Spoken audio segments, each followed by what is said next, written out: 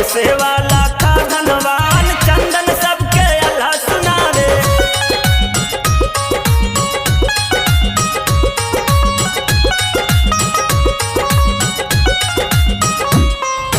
सुन लो भैया देकर ध्यान, मार दिया क्यों अपने पति को, क्या था जीवन में व्यवधान, घटना सुनोगे पूरी अगर तो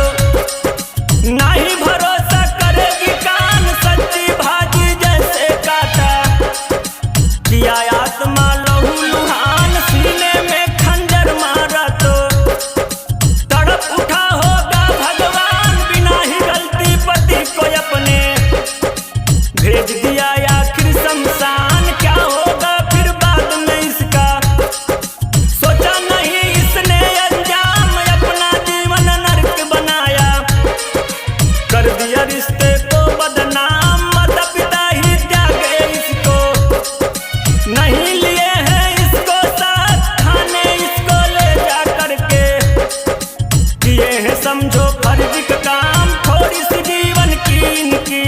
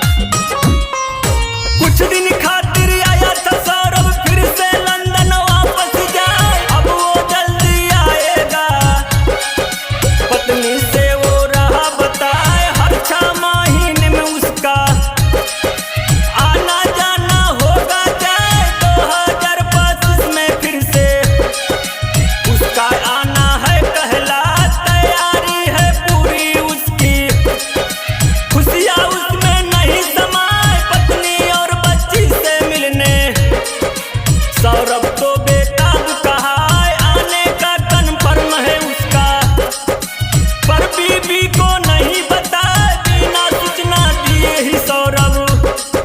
मेरठ में पहुंचा, कहला सरप्राइज देगा पत्नी को।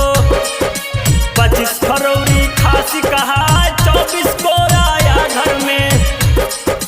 25 को बर्थडे खूब मना, 25 फरवरी को बीबी को जन्म दिवस की तिथि कहा, 28 को फिर बेटी की बर्थडे की तारीख रहा बता,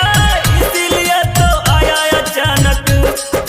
दूंगा सरप्राइज दिया बताए, बीबी और बेटी का जन्मदिन धूमधाम से रहे मनाए, सौरभ को पर नहीं पता था ये घटना भी घटे कहा, पत्नी ने कर दी बेवफाई, काफी हद तक समझे जाए मौत में लेकिन डूब गई थी, इसका ना अनुमान लगाए पत्नी का प्रेमी तो सुन लो।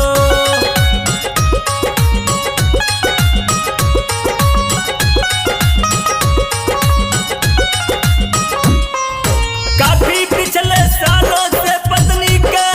निकट कहा, बेटी नाना नानी के घर, पत्नी यहाँ अकेली कहा, साहिल शुक्ला प्रेमी उसका, घर में अकेले आए जाए दोनों है नशे की आदि, नशा बिना जीना पाए, सौरभ के घर आ जाने से